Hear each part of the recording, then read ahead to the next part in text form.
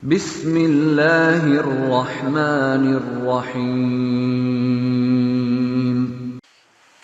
Assalamu alaikum wa rahmatullahi wa barakatuh. Allah Teala Aleykümselam ve rahmetullah. Allah Teala selamet. Allah Teala berekatı olsun har başlarımızga, ilerimizge, ailelerimizge, yaşayan yerlerimizge.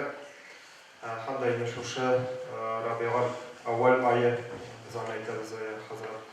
Etkeşe Mevlid ayı deyip haminde şuşa Peygamberimiz sallallahu aleyhi ve sellem'le şuşa dünyalıkka bizler edem bağları arasında şuşa dünyalıkka gelip Allah Teala tarafından saylanıp, Allah Teala tarafından bilgilenip koyulan Allah'ın ilçesinin dünyaya kilgen vakıtı haminde bizge şundan da yakın, yani ana Peygamberimiz sallallahu aleyhi ve sellem'in mevlid digeç, doğan gün digeç biz indi bigrak, sanarak anlıymış şulay bir özümüzün doğan gün beyramını biz aldığında tutab şulay bir jiylaşıp aşağı işip oturuğuna deyip ama lakin ana kingrek hamda indi tirenrek itir farasa yani bu Allah Teala'nın saylap yani o Peygamberimiz sallallahu aleyhi ve sellem onun navadi bir özünden özü kilip şarap yaki özünden özü anlatıp jetkirip yaki de masa özü uylap şarap tugul Allah subhanahu teala saylap alınan bende. Hem şu Allah subhanahu teala saylap alınan bende Allah Teala bilgilengen Allah Teala saylap alınan vakitte Allah Teala saylap alınan yerde şu dünyanın hakimi. Hem de indi Allah Teala'nın özüne bir emri hem indi biz onu kabul ederiz elhamdülillah. Allah subhanahu teala bizlerge şuşunu görürge hem şuşu Peygamberimiz sallallahu aleyhi ve sellem ümmetinden bularga nasip etti deyip keyinrek anlar. Hem Peygamberimiz sallallahu aleyhi ve sellem Allah'ın ilçesi ikenligini zorlap öňüle bizde ihtiram edip indi yaşaysagana kaldı. Hem indi Mevlid degenden indi anın turunda da bir iki özüm anlar hem sizge anlatası kilgen ayberlerine jetkirip gitesim kile. En birinci Peygamberimiz sallallahu aleyhi ve sellem'ni nindedir Kur'an'a qarata amel, yaki de masa anı zorlarga tırışkançı, en birinci ratta tırışıp, şoşu Peygamberimizin köngülümüzge yakın itip, Peygamberimizge qarata köngülümüzde hürmet buldurup, Peygamberimiz sallallahu aleyhi ve sellem'e qarata köngülümüzde yakınlık buldurga tırışı kerektir. Çünkü Ömer radıyallahu anh bir vakit Peygamberimiz sallallahu aleyhi ve sellem bilen işraşkaş aytti, ya Resulallah, Allah'ın ilçesi Allah Teala salavatı olsun. Indi min özümden bağlarımdan hem indi ailemden, yakınlarımdan qarata seni qatıra yaratan, qatıra yakın item. Ama lakin ali özümden de üstün yakın ite almayayım. Yakın yarata almayayım. Köngülüme yakın itip ala almayayım. Peygamberimiz sallallahu aleyhi ve sellem aytti, yok dedi. Yok dedi, bulay bulurga tiyiş tugul. Yani şu dinimizde indi biz özümüzün nefsimizden, özümüzün köngülümüzden, aklımızdan üstün itip yaratırga tiyiş kimni? Peygamberimiz sallallahu aleyhi ve sellem'di. Hem de Peygamberimiz aytti, yok dedi. Hem Ömer şunda özünün şanının, hem özünün fikrini qaradı, hem aytti, ya Resulullah, mene hazır indi min inandım, şandım, hem indi bundan sonra en birinci ratta özümden de qatırak seni yaratacakmın dedi. Hem indi Peygamberimiz sallallahu aleyhi ve sellem aytti, mene hazır buldu. Mene hazır buldu, mene hazır bütünüsü de öz orununa oturdu. Hem indi Peygamberimiz sallallahu aleyhi ve sellem'e yaratı degende, biz indi Tatar tilinde yaratı degeç kübrek, ir bilen hatın arasında bulgan yaratılarına göz aldığında tutup, eşikli biz lakin bar, ata-ana qarata yaratı var, tuğan yerine, yakınlarına, kişilerge qarata bulgan yaratı. Endi bu bigirek, kingrek üçüncü edibeydi. Hem de indi Peygamberimiz sallallahu aleyhi ve sellem'ni yaratı degende biz indi özümüzge qaraganda da, özümüzün nefsimiz, ailelerimiz, yakınlarımız, nağa qaraganda da qatıra yaratı o indi cemaat indi biz başladık, ailelerini tınlamayız bir sözün, Allah'ın bir sözünde tınlamayız degen mağnede tugul. Endi en birinci ratta Peygamberimiz sallallahu aleyhi ve sellem'in aytken sözlerin min özümün fikrimden de, özümün nefsim aytkenimden de, özümün nefsim yaratkandan da üstünlere koyan degen mağnede indi anlav kerek buladır. Hatta nefsimiz de koyşandır, aytırga mümkün, ya bende mene bu günahını işlesen sana rahat bular, sana yaxşı bular, senin köngülüne yakın bitinde o şulaydı.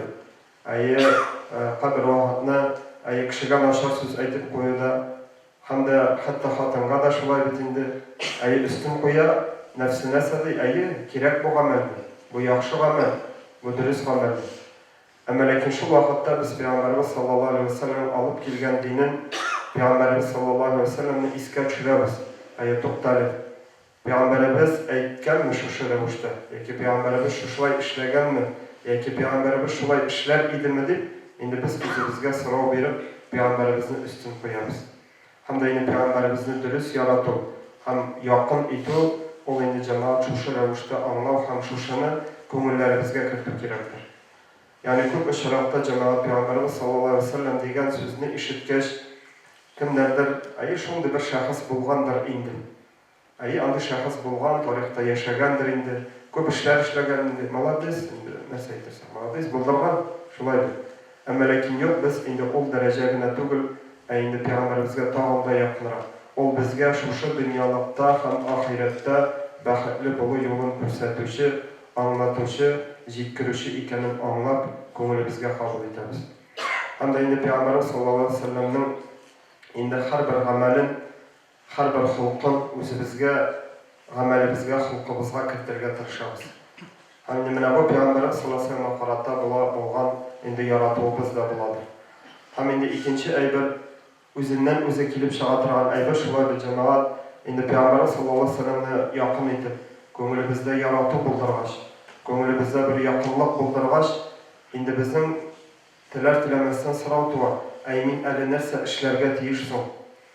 Пәйгамбәрбез саллаллаһу алейһи ва саллямны мин якын итсәм, яратсам, әй мин аның өчен нәрсә эшләргә тиеш соң дигән сорау туа, шулай бит җәмәгать. Һәм инде чыннан да менә ярату, якын итү дигәннән әгәр дә күз алдына китерик, әгәр дә безгә берәр кеше матди яктан күп итеп акча бирсә, яки бер әйбәт эшкә урнаштырса, яки да булмаса дөньялыкта кирәкле булган яхшы бер киңәшен бирсә, без бу кешене нишибез? Якын итәбез, шулай. Якын итәбез генә түгел, хәтта балаларга аңлатабыз, хатынга аңлатабыз, күршегә аңлатабыз. Менә сүз әйтәсе булма бу кеше турында. Ул әйбәт кеше, яхшы кеше, шулай. Һәм инде бу дөрес, әйе бу гадәти хәл һәм шулай булырга тиеш. Ә инде Пәйгамбәрбез саллаллаһу алейһи ва саллямга, ягъни шушы рәвештә карыйбыз ни өчен? Әйе ул безгә дөньялыкны гына түгел, әйе дөньялыкны да күрсәтте. Ата-ана белән, балаларыбыз белән, якыннарыбыз белән, кешеләр белән нинди мөгамәләдә булып бәхетле булуны, һәм инде иң мөһиме ул безгә күрсәтте, ул безгә бирде, нинди байлыкны, нинди юлны күрсәтте, ул ахирәттә мәңгелек тормышта бәхетле, бай, шатлыклы, бәхеттә, сәгадәттә булу юлын күрсәтте. Шуңа күрә без инде аңа, мин аңа телдә тишкилдермим, мин аны инде якын итеп алдым, әйе хәтта балаларыбызга, якыннарыбызга аңлатырга тырышабыз, әйе ул кем ул Пәйгамбәр дигәч, әйе булгандыр инде бер шәхес дигән мәгънәдә генә түгел, әйе кем ул Пәйгамбәр, ул миңа, сиңа шушы дөньялыкта килеп үзенең тормышы белән, гамәле белән, һәм инде холкы белән безгә шушы бәхетле булу юлын, безнең өчен кайгырып, дөрес юлны күрсәтүче дип кабул итәбез. Һәм инде дәвам итеп, әйе Пәйгамбәрбез каршында безнең төп бурычларыбыз, ягъни Пәйгамбәрбезне якын итүнең төп бурычлары нәрсәләр соң дигәндә, ул да булса Коръән-и Кәримдә Аллаһ Субхаһу ва Тааля әйтте, шулай бит. Әйе Аллаһны яратасыз икән, Аллаһка иман китереп, Аллаһка ышанасыз икән, әйе аның Расулына, Пәйгамбәрбез саллаллаһу алейһи ва саллямга иярегез. Әйе сүзегез белән генә түгел, яки инде фәлсәфә белән генә түгел, ә инде иярегез үзегезнең гамәлләрегез, күңелләрегез, ышануларыгыз һәм дә инде шушы гамәлләрегез белән аңа инде иярегез диде. Һәм Пәйгамбәрбез саллаллаһу алейһи ва саллям чыннан да, ягъни без кайбер бәгъзи бер кешеләрдән аермалы булалар. Без хадискә генә түгел, Пәйгамбәрбезнең бер генә сүзенә түгел, Пәйгамбәрбезнең бер генә хокукына түгел, без Пәйгамбәрбезнең гомуми үзенә иярәбез. Ягъни без аны кабул итеп, ягъни ул кайдадыр хәтта безнең акылыбызга сыйып бетмәгән, аңлап бетермәгән, акылыбыз аңлап бетермәгән гамәлне безгә әйткәнен күрсәк тә, юк без аны кабул итеп, аңа инде иярәбез. Һәм инде Пәйгамбәрбезгә иярү ул җәмәгать, әйе аны Коръән һәм Пәйгамбәрне аерып карап булмый. Yani Peygamberimiz sallallahu aleyhi ve sellem'e iyeruni indi dinden bir nişikte ayırıp karab bulmayın. Yani bir nişikte ayırıp karab bulmayın çünkü eğer de biz Kur'an'ı indi söylevşini Peygamberimiz sallallahu aleyhi ve sellem deyip ayta biziken, bizge jitkiruşi aytuşini Peygamberimiz sallallahu aleyhi ve sellem deyip ayta biziken, nişik biz anın fiilin, halkın aytken sözlerin ayırıp karab bulun. Hem indi bana dolayın revişte Peygamberimiz sallallahu aleyhi ve sellem'e kabul ettu, hem ana indi iyeru gerek buladır. Hem indi ikinci bir benim fikrimce indi bu indi kişkinerek dibeydik hem indi nasıl olarak olsa çünkü o da bu Peygamberimiz sallallahu aleyhi ve sellem'e her vakit salavatta hem selamda bulunur. Peygamberimiz sallallahu aleyhi ve sellem'e salavatta hem selamda bulunur. İndi Allah subhanahu Kur'an-ı Kerim'de ayette bu ayetini biz imamlar her cuma sayın şahap indi şu ayetini ayetiriz. Euzu billahi mineşşeytanirracim. Bismillahirrahmanirrahim. İnna Allah ve melaiketehu yusalluna alen nebi.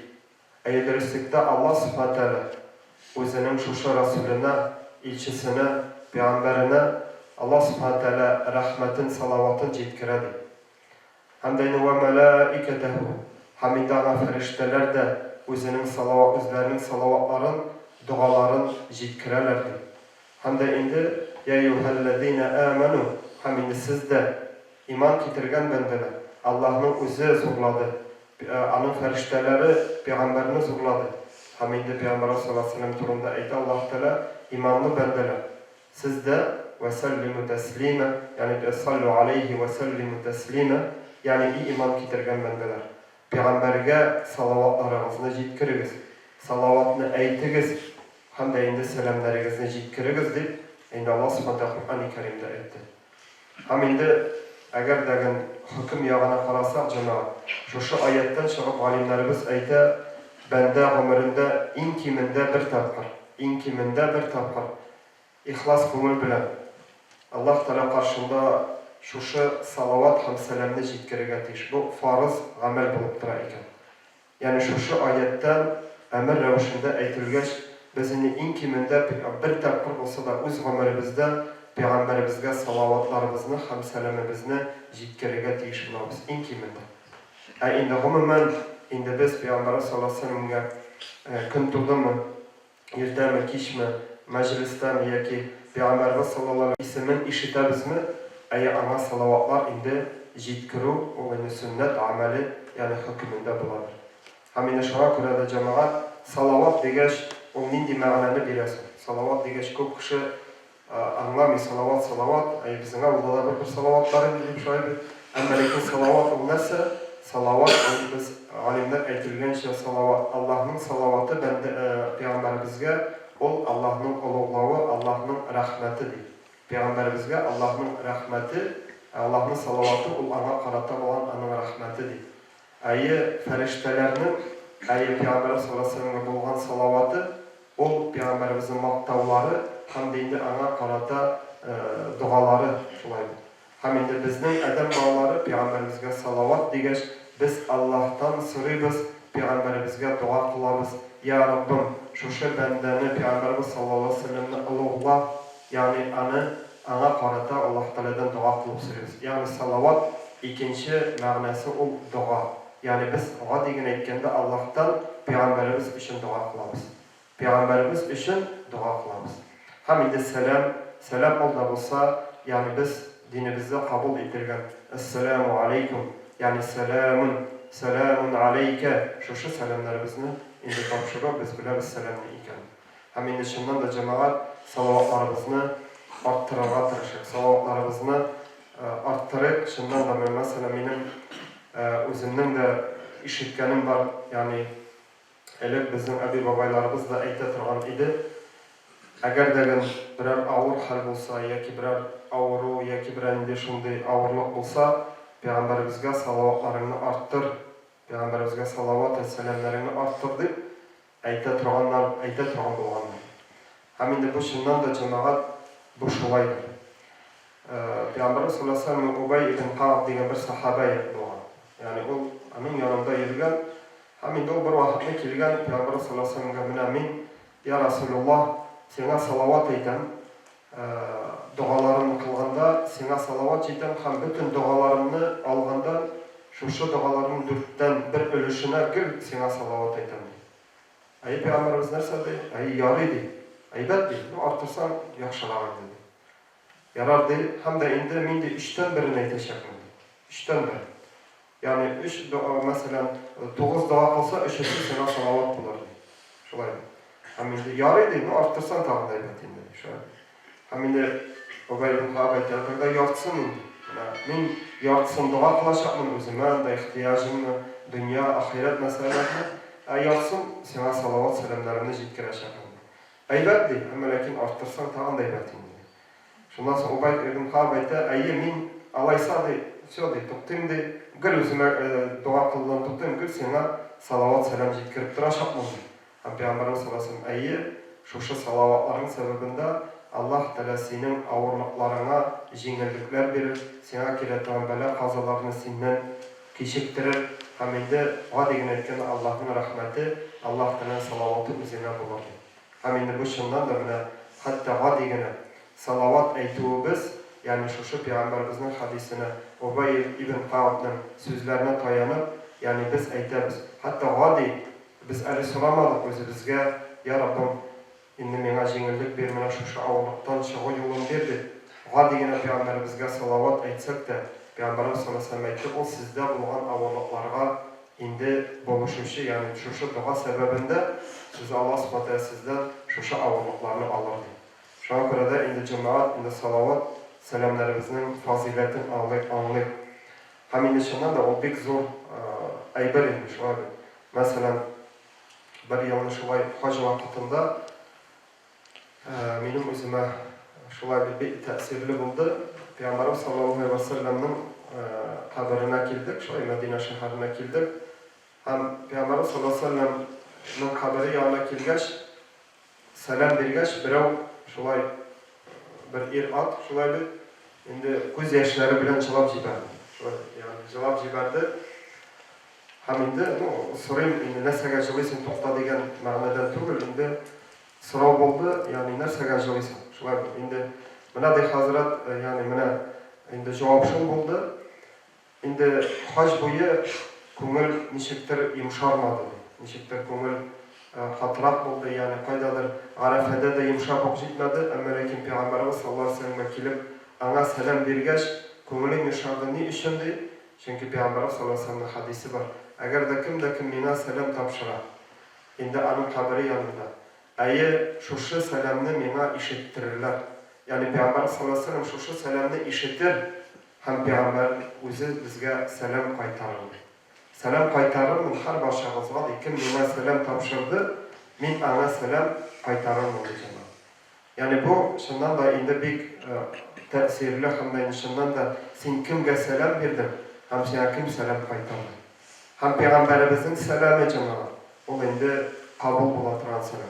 Peygamberimizin selamı o cemaat bizden birbirimiz arasında bulan. Çünkü günahlı bendelerin selamı gene tugul. Peygamberimizin selamı kilse cemaat, indi o hiç şeksiz Allah karşında indi hayırlı bulan. Şuna göre de indi Peygamberimizin selamına, Peygamberimiz sallallahu aleyhi ve sellem'e salavatlar aytının kaderi, fazileti cemaat çından da indi anlav gerektir. Hem indi anı arttırı, kubeytü de gerektir. Hem indi şulay ikinci bir şulay aybirge hadiske toqtalıp gitesim kile. Peygamberimiz sallallahu aleyhi ve sellem aytdı, İnsaran kişi şuldur dey. İnsaran kişi saranlık degen söz, muda ruhi saranlık. Yani sözün aytırge, tilagin tilerge, yani kalbi katkan bende turunda söz var idi. İnsaran kişi şuldur dey.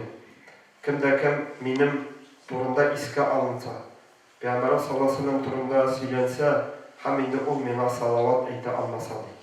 Salavat jitkire almasa, mine bu kişi en saran kişilerdir. Yani köngülü yağınlı. Yani kişilerge, hatta indi Allah'ın Resulüne indi salavat tili almagan, selam jitkire almagan bende, o köngül katılığının bir görünüşü de bulmağı mümkün. Yani sen kişilerge Allah'ın elçisine, Resulüne salavat indi jitkire almasa. Şuna göre en birinci şartta indi bu salavatları bir cemaat indi bizge özümüzge eğlenip kaydı. Çünkü bir kılıngan salavat, bir aytilgan salavat cemaat Peygamber sallallahu aleyhi ve sellem aytты, bittim de ki, mea bir salavat jitkirse, Allah subhanahu wa ta'ala onun özüne 10 salavat jitkirirdi. Yani Allah Teala karşında Peygamberi için bir salavat ayta alsa, Allah Teala o bendege 10 rahmet verir. Yani biz biliriz Allah'ın salavatı bendelerge, Peygamberimizge o Allah'ın rahmeti diyen söz. Yani bir salavat aytığı sebebinde bendege Allah'ın 10 rahmeti verir. Mümkün biz hani bu dünyalıkta da görürüz. Mümkün ahirette görürüz. Hem de indi Allah subhanahu wa ta'ala görürge nasip etsin. Indi Allah'ın rahmeti ol cemaat. Yani bu dünyalıkta da ahirette indi bir nişikte, bir indi amelge de, bir indi maddi baylıkta da indi alıp bulmaz. Ama lakin şu oğa degene bir söz, şım kömürümüzden, ihlastan aytırgan salavatımız nindi derecege ko'tarırga bizni mümkün ekan. Hem indi şulay indi salavat turunda tugallabroq aytganda Peygamber Resulullah şulay bir hadisi var. Indi kim salavat jetkira hadis ma'naviy ravishda Allah subhanahu wa ta'ala ana de 10 ecir savab verirdi. 10 ecir savab yazırdı.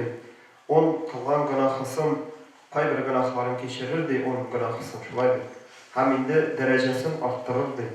Derecesini ol da olsa Allah özü karşında, ferişteler karşında, adegin etkende kıyamet gününde derecesini arttırır. Hem de indanın kaygı, hasretlerin, ağırlıkların cimriyetidir.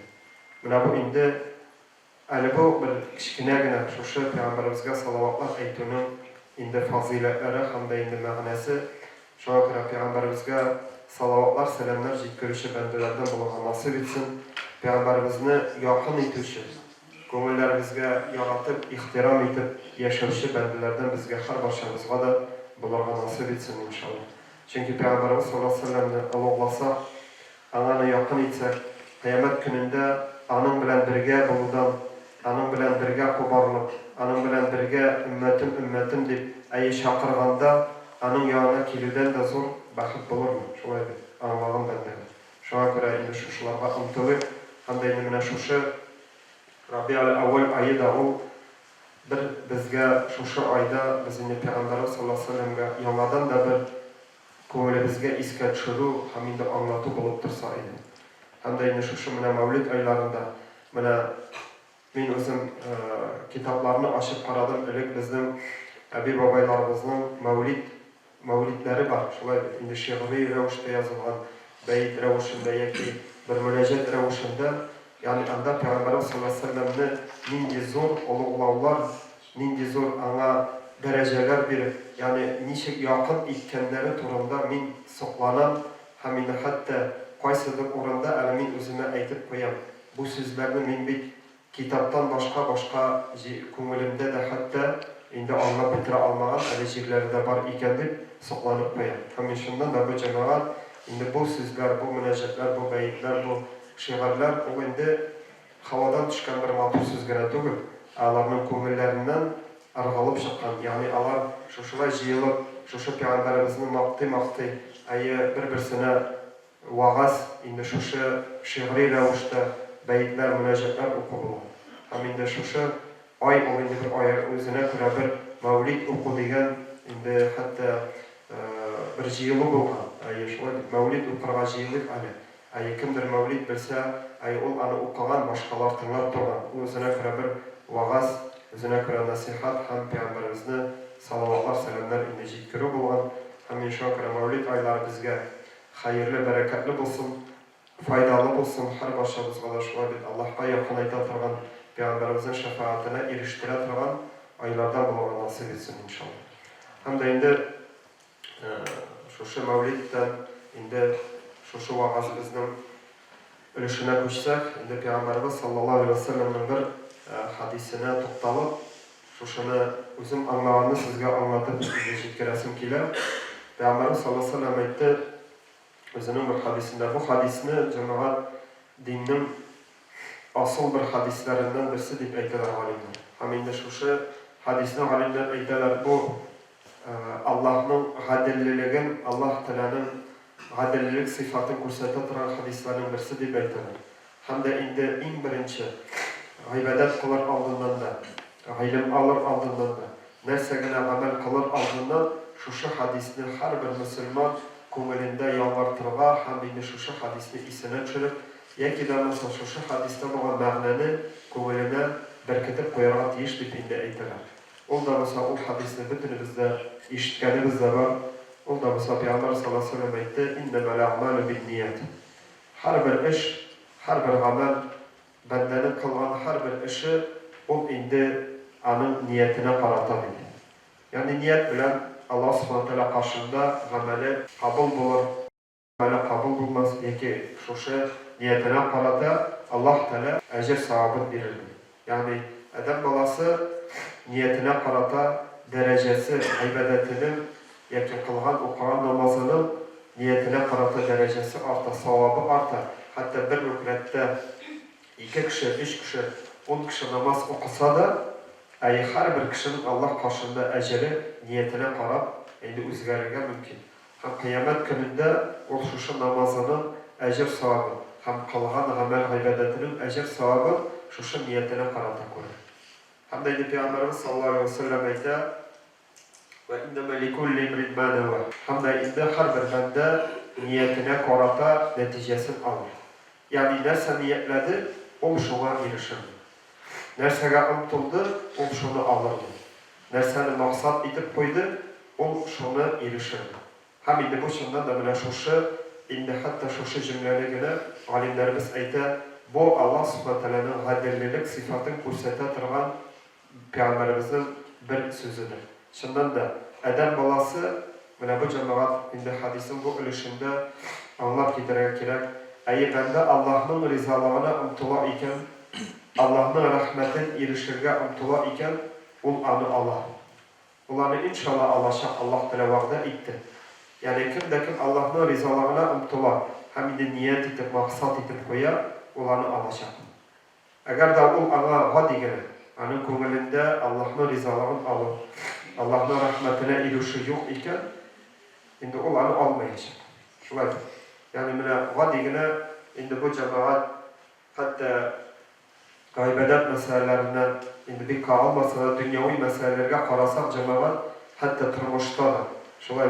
Her bir kişi özünün koygan maksatına köplerimiz, Allah'ın emri bilen, Allah'ın kudreti bilen, Allah'ın eytuğu bilen, bizden yine durmuş var, biz sebep kılıç. Ama lakin karasak turmuşta, kim nersege umtula, şunu alır.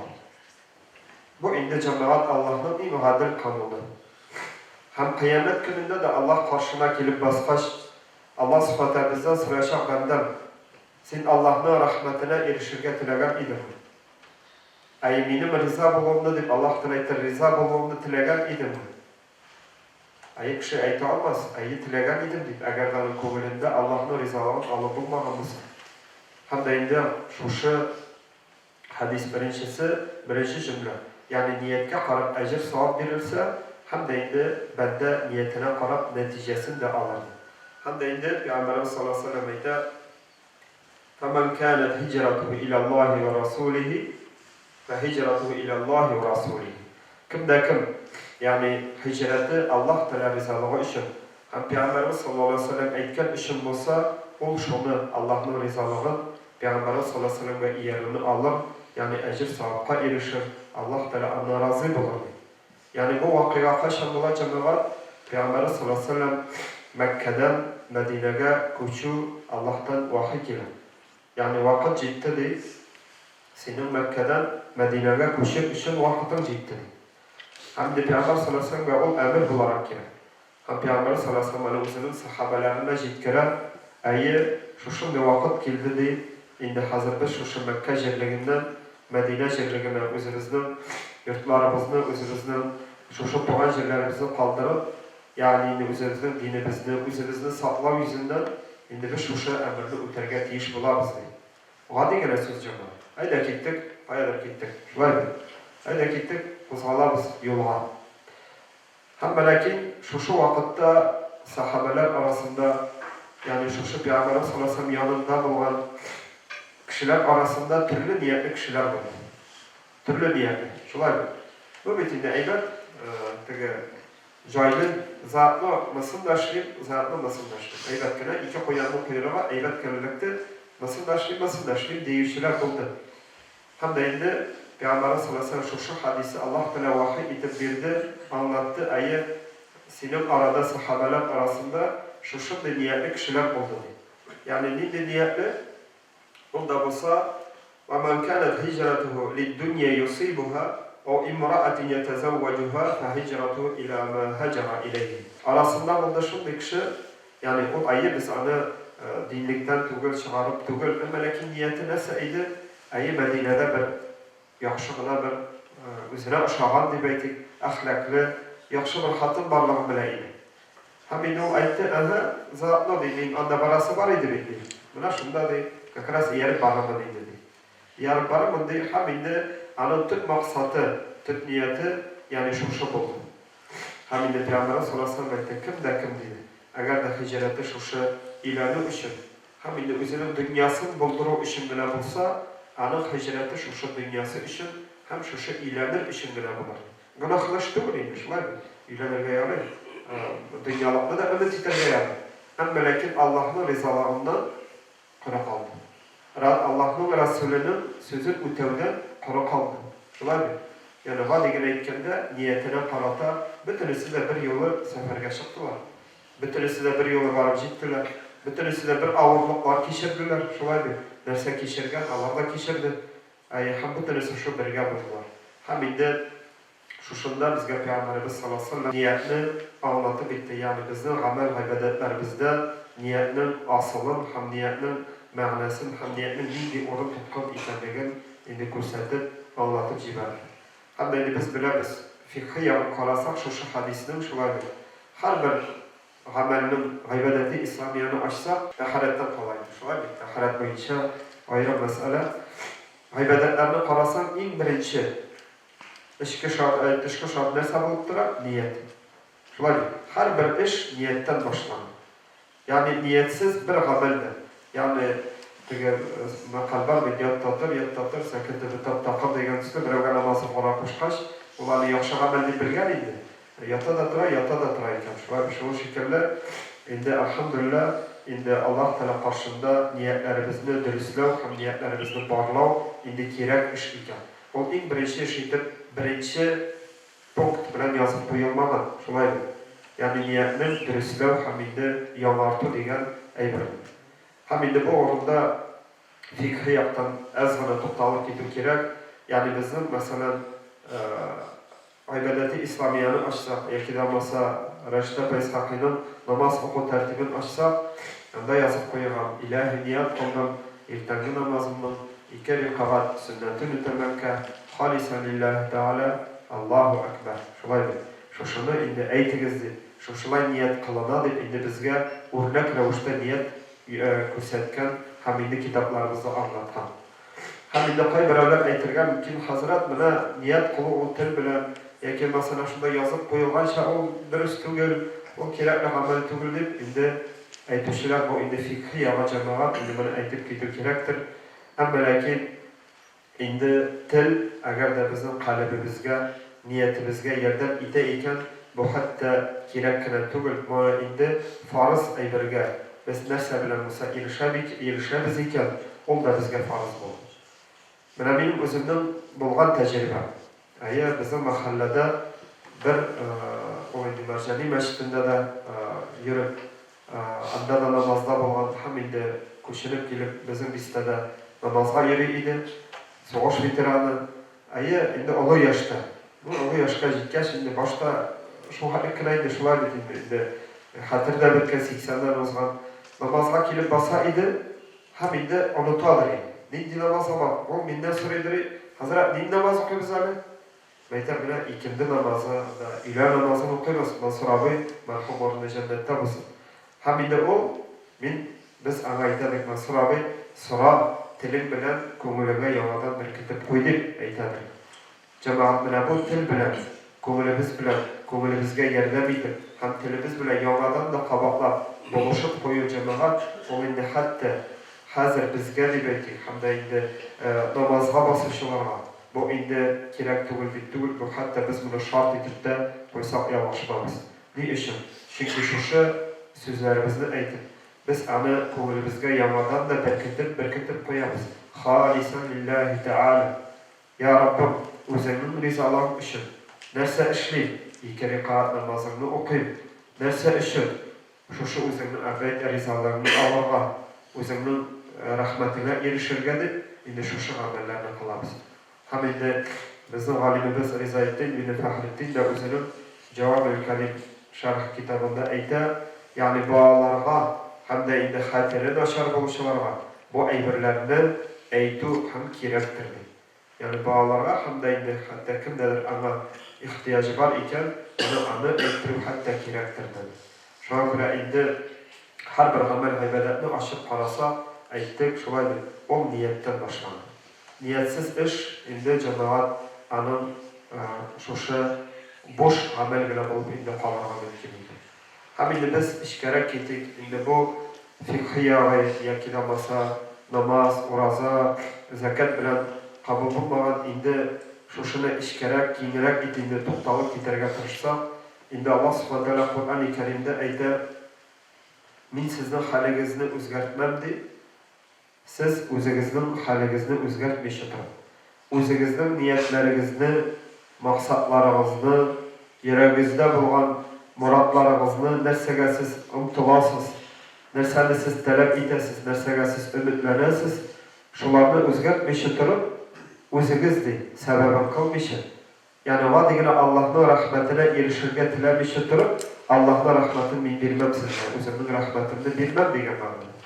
Hamidi köp ışırakta cemaat bu dünyavi revuşka kaytarıp halasa indi süge biz, şulay bir, mullasın da süge biz, prezidentin da süge biz, tigisin da süge biz, mısın da süge biz, ama lakin cemaat süge biz nersene? Süge biz anın boyuluğu, hüsütlükle kirip gitmeyimiz mi Allah saklasın. Yani Allah Teala karşında özümüz urlağında ayı yarayı, şulay bir. Bu ezgine, bir turlamayın. Bu bir ezgine. Kireklisin günü alan, şulay bir. Yakiden mesela zina kılışı, zina kılığa bir karşı bulsak da, yani eğer de biz anı kömülümüz bilen özümüzge yakın etip, eğer de özümüzün kömülümüzün türünde tilep dursak, eğer de o bizge maksat etip koyulgan bulsa, cemaat Allah Teala bizden onu almayacak. Yani köpkene, şuşu cemayatimizde bulgan, köpkene avalıklar, yakiden mesela köpkene günahlı ayberlerini kişini sügüdü. Yakiden mesela kişini tekşirip anı tüzetüden tügül. Allah subhanahu wa ta'ala kaydan başlarına koştu. Özünüzden ilk birinci şartta niyetlerinizni, maksatlarınızını, muratlarınızını tekşirip Allah'ını dürüstlerinden başlamak gerek cemaat. Yani bu Allah'tan aşıktan aşık ayette hamdayım şuşu, hadis de bizge şuşun anladı. Yani biz niyetlerimiz böyle elhamdülillah vadigine etkende. Orandan bana turan sarhoş kurşu abzayı kursak da eğer de biz ya Rabbi şuşu abzayla tevfik hediyet bir, Allah bir, üzerine de bitinde fayda getirmeyin. Kişilerge de fayda getire almayın. Ana indi yakışı bulsun. Ana indi ya Rabbi özünün rahmetini indirdi. Şun kuvvetimizden tilep kita alamız iken eğer de şuşunu tili alamız iken Allah subhanahu wa ta'ala şundan özgerte başlamak mümkün. Halimizni özümüzün. Hatta özümüzün bulan günahlarımız da şu sebeple getirge mümkün. Hamide şuna kurada cemaat niyet diyen ayber o indi bektige formal namına kitaplarda iske alınan gibi bulsa da o indi o cemaat bek asıl hamide biz her başımızda bilirge teyişli bulan ayber iken. Hem de indi Peygamberimiz sallallahu aleyhi ve sellem ikinci bir hadisinde aytti.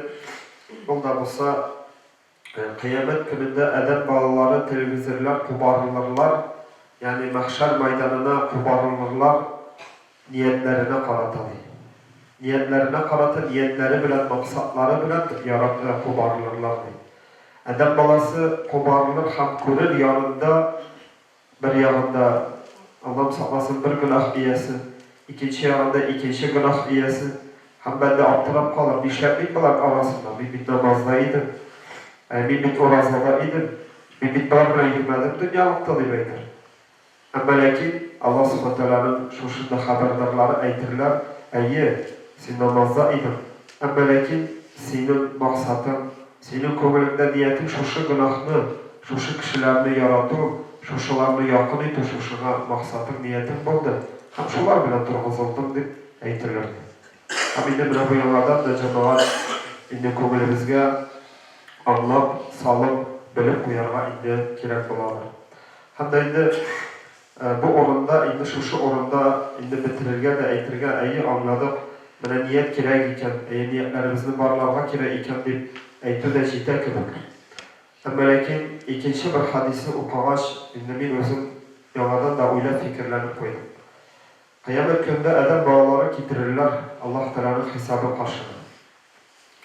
Аллаһ Тәгалә каршына килеп басырлар. Һәм инде һәрбер бәндә үзенең гамәлләрен китерер. Һәм килер берәү Коръән укучы. Коръәнне яхшы укучы, тәҗвид белән, макам белән яхшы итеп. Һәм инде шушы гамәле аның йөзенә атылыр. Һәм инде бәндә аптырап калыр, я Аллаһ, нәрсә бу? Мин бит намазда идем. Нишә шушы гамәлләрем йөземә атылды дип әйтер. Әйе, син минем ризалыгымны, мин кушканны үтәп түгел, инде дөньяви яки нәфсеңнең максатларына ирешү өчен эшләдең. Син аларга ирештең, әмма ләкин миннән инде бер әйберне өмет итмә дип әйтерләр. Һәм дә инде икенче бәндә китерер, ул инде көне-төне намазда булучы. Бу җәмәгать бик уйландыра торган хадис шулай бит. Һәм инде килер шул хисап булыр. Һәм инде без тәсбих дуасын укыганда нәрсә дип әйтәбез? ولا تضرب بها وجوهنا يا إله العالمين. Ya Rabbim, kıyamet günündə şuşu namazlarımızı yüzlərimizə kiri atmasan idi. Yani yüzümüzə atı digən söz Tatar tilində də, Arap tilində də təgə kişi kirək olmasa aytırlar bitmə. Akşamda da özündə də təgə kitmədən deyib ətkəş yüzgə atalar bitindi. Belə şuşu qəbəl bulaydı. Allah sıxmasın. Namazını da buna al, tiləsən işlə. Şuşu namazını kötərib yer. Şunu bilə cənnətkə kiralardım deyib. Әмма ләкин ул бер нинди дә әҗергә дә, бер нинди дә Аллаһ каршында дәрәҗәгә инде ия булмас. Шулай ук садака әһелләре килер. Һәм инде башка гамәл гыйбадәт әһелләре килер. Әмма ләкин хисап бер булыр. Ул да булса ниятләр һәм инде Аллаһ каршында дөрес ниятдә, дөрес максатта булу сәбәпле икән. Һәм инде шуннан инде җәмәгать уйланырга бик инде уйландырып куя шушы хадис, һәм инде һәр барчабыз да уйланырга тиеш. Ул да булса ниятләребез булу һәм ниятләребезнең дөрес булуы.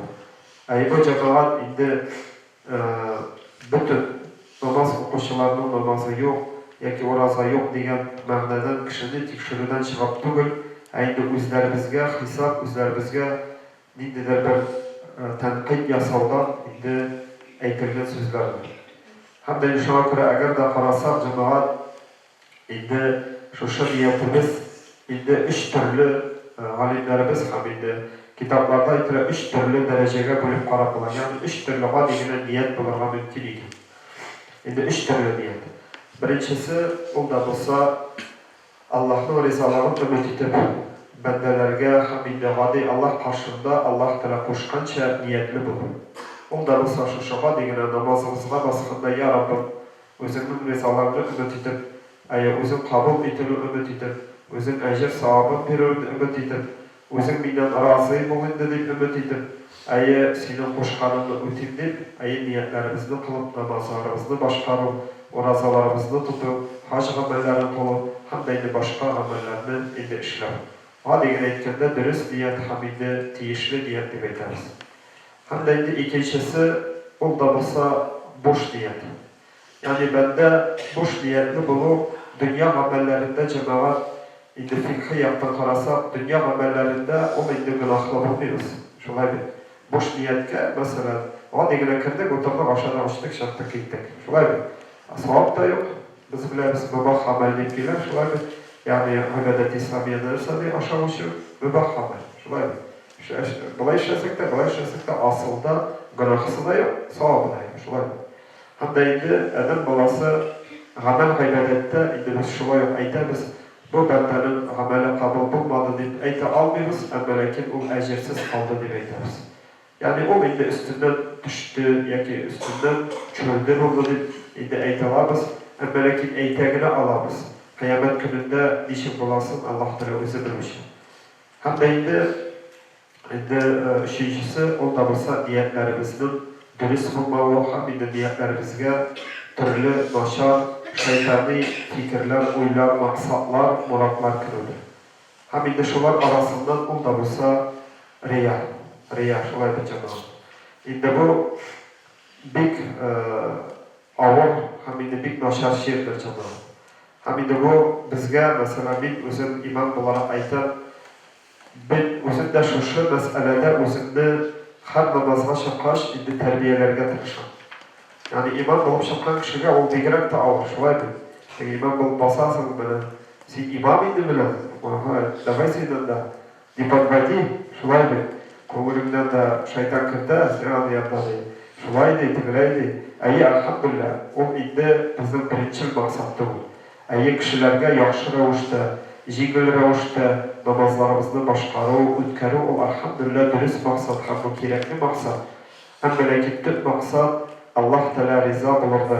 İtip birgeleşip cemaat bilen özünün karşında basıp ayı namazlarımı okuyayım ele, okutayım ele diyen indi niyet bilen terbiyeli önemli özüm şahsan. Şulaydı. Hem indi riya diyen aygır o cemaat indi o bitire amellerdi. Buna şu hadiste eğitilgen söz. Şulaydı Peygamberimiz sallallahu aleyhi ve sellem'in şu hadisinde eğitilgen söz. İndi kişi namazları, orazaları, zekatları, sadakaları bilen kilgen bende boş kalır. Hem yüzüne atılır diyen manada alimden eğitiler buna şu ilk birinci sebebi anın riyadan bulunur. Riyanın indi görünüşleri cemaat o indi dik götürür. Hem indi alimler anın işik ayrılmak boşalar mesela namaz meselesinde riyalı mısın, riyasız mısın diyen meseleni kararında bir okutuşanı bir alimden birgen kengeşin aytip gidesin ki namazında da özün okuyanda da yalnız kalıp hem cemaat bilen okuyanda da namazın bir türlü bulsa da riyanın bulmağına bir görünüşüdür. Şöyle bir, eğer de indi kişiye ana şakaş dige namazlar uzulayıp, secdeler dige bir ihlaslanıp, şöyle bir kitap açtı iken Allah bize aşık olmasaydı, biz aşıktan aşık kişi gaybet tekşürüden tübül özümüzden, şöyle bir indi şu şuraya başlı iken dige riya digen kurt barbar kırıp uyalaman bulaydı, şöyle bir. Yaki de olmasa cemaat riya dige uzulaytıda diyor, kıskartıda da bu mümkün, şöyle bir.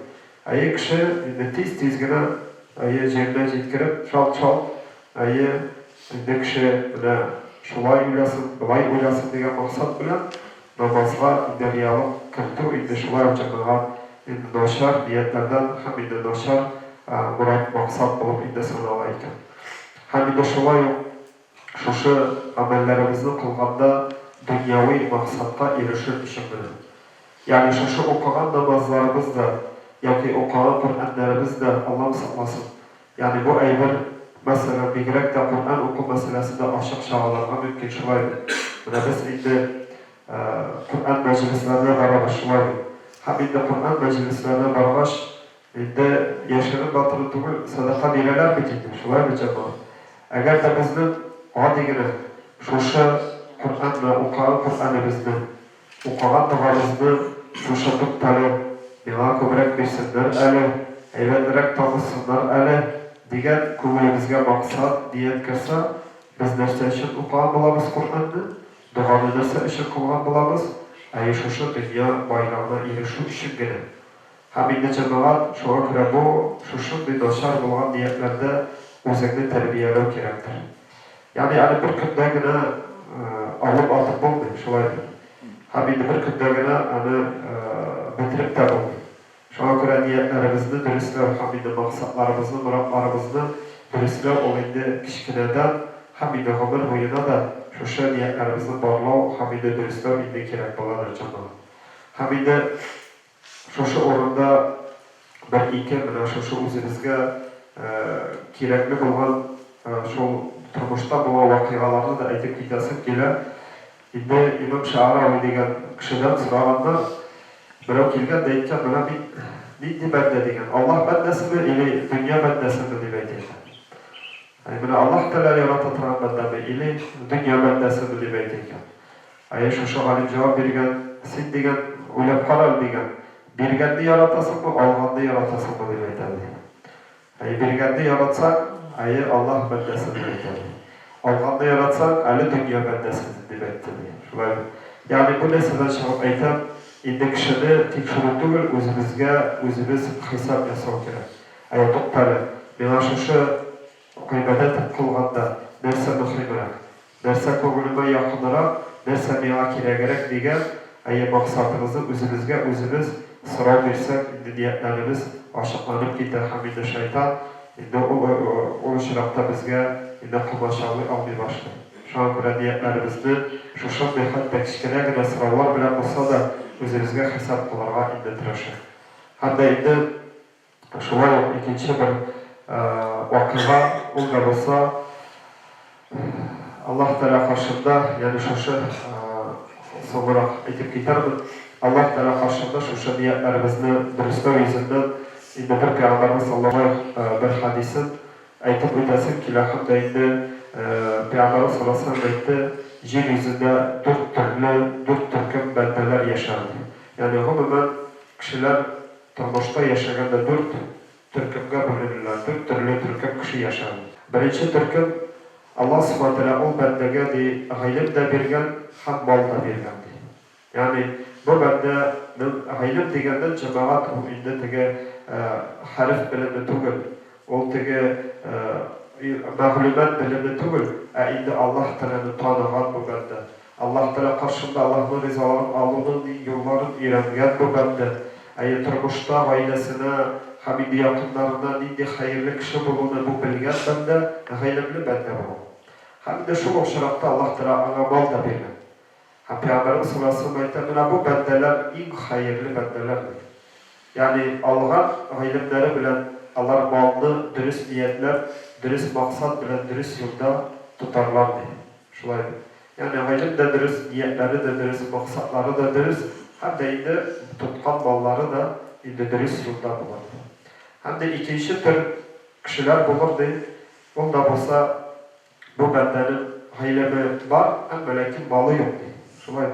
Yani bu bende anlayın Allah'ın varlığın, birliğin, hem lakin Allah Teala'nın nindidir bir nimetlerden kuru kaldıran. Mal digeç onu indi cemaat dünya malına durur. Nindidir bir kişi de yok, şulaydı başka kimdeki de şekilli. Nindidir derecesi de yok. Nindidir adi güne artık kişili bulup, selamet bulup da görünmeyin. Adi güne bir kişi, hem lakin haylemi var. Hem indi kumulinde maksatı var, ey Rabbim. Eğer de benim kişim bulsa, selametliğim bulsa, isenliğim bulsa, malım bulsa, bana şunu işler idim. Dip eytüşü bende bulur. Hem de Allah subhanahu şuşun bir bendelerge, niyetlerine kurete, niyetlerine karata şuşu işleyen amelini verir. Hem de Ayşe anamızın bir ismi, onda bulsa, bizde kuşamak diye geçiyor, avurlak yangarışılardı. Onda bulsa anın bir ismi, onda bulsa Ummu Abdillah. Ayşe anamızın bağları buldu. Yani Peygamber sallallahu aleyhi ve sellem bilen nikahtan bağları buldu. Ama lakin anın kumulinde şuşu bağları bulu niyeti bir kişi buldu. Yani bağlası münasiz göz aldığınızda getirip Peygamberimizden yani şuşu bağlar üstünü terbiyeler ol bir zor bakım şulaydı. Ama lakin o Allah subhanahu rahmeti bilen ol indi şuşu bağları buldu. Hamide ana etet rahmalar Ummu Abdillah. Senin Abdullah'ın anası. Yani niyetine karata. Yani anın kumulu bilen, yani maksatı, niyeti, muradı, şuşularını işlev, şuşularını alma maksatı bilen, anın Allah subhanahu karşında derecesi de, hatta balası bulmasa da, bağlar terbiyeleyen derecede Allah karşında şuşu derecede bular. Bu bir kupkana meselelerde bizge yerden iteceğim. Kupkana maksatlarda, turmuşta hatta bizim derselerde yok iken, malımızda yoktur, kayda bir kişimiz de yok.